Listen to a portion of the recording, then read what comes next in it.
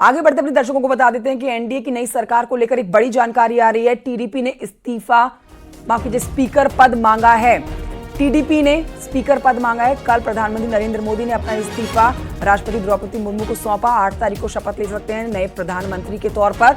अब जो जानकारी मिल रही है उसमें टीडीपी ने स्पीकर पद मांगा है। सोर्सेज के हवाले से ये जानकारी है, एनडीए का संयोजक पद मांगा गया है टीडीपी की तरफ से। टीडीपी जो कि किंग मेकर की भूमिका में है, सरकार बनाने में अहम भूमिका दे रहे हैं अपनी, जाहिर तौर पर अहम पद मांगेंगे। ये कयास लगाए जा रहे थे नतीजे आने के बाद से ही, और अब जो जानकारी मिल रही है उसमें स्पीकर पद मांग रहे हैं, एनडीए का संयोजक पद मांग रहे हैं। मोदी सरकार को बाहर से समर्थन करेगी टीडीपी।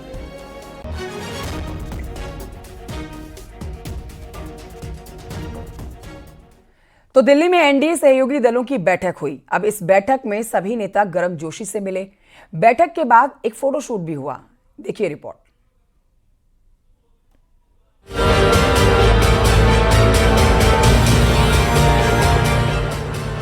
ये तस्वीरें हैं एनडीए की बैठक की।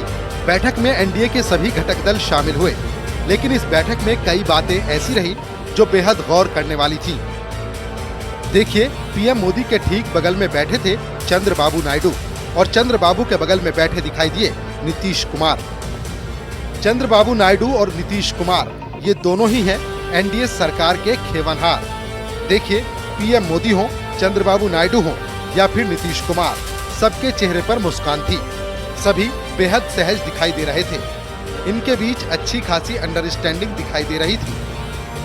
बीजेपी और साथी दलों के बीच ये संतुलन बता रहा था कि साथी दलों के साथ बीजेपी नेताओं के रिश्ते बेहद खास और मजबूत हैं।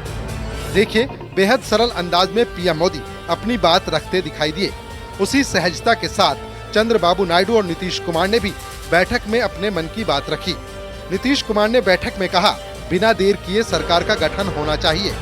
यानी सारी सियासी अटकलों को दूर कर दोनों नेता चंद्रबाबू नायडू और नीतीश कुमार पीएम मोदी के साथ मजबूती के साथ खड़े दिखाई दे रहे हैं।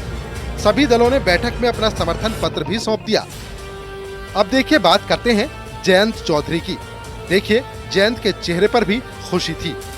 जयंत तो बैठक में जाने से पहले ही कह चुके थे, नीतीश कहीं जाने वाले नहीं, और नीतीश के नक्शे कदम पर चलकर जयंत भी एनडीए में आए हैं। एनडीए के सभी दलों के बीच ये समन्वय और विश्वास इस ओर इशारा कर रहा है कि विपक्ष के सरकार बनाने के मंसूबे पूरे होना आसान नहीं है।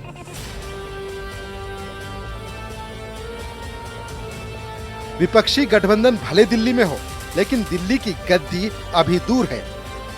Bureau report, news 18।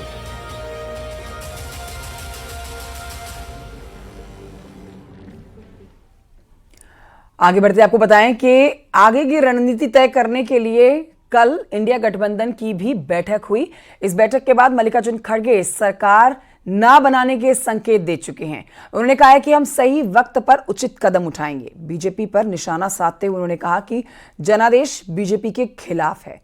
India block Modi के नेतृत्व वाली बीजेपी के फांसीवादी शासन के खिलाफ लड़ाई जारी रहेगा। हमारा ये फैसला है कि हमने जनता से जो वादे किए हैं हमें उन्हें पूरा करना है। The India bloc will continue to fight against the fascist rule of the BJP led by Modi. We will take appropriate steps at the appropriate time to realize the people's desire not to be ruled by the BJP's government, and this is our decision, and we all together agreed on these points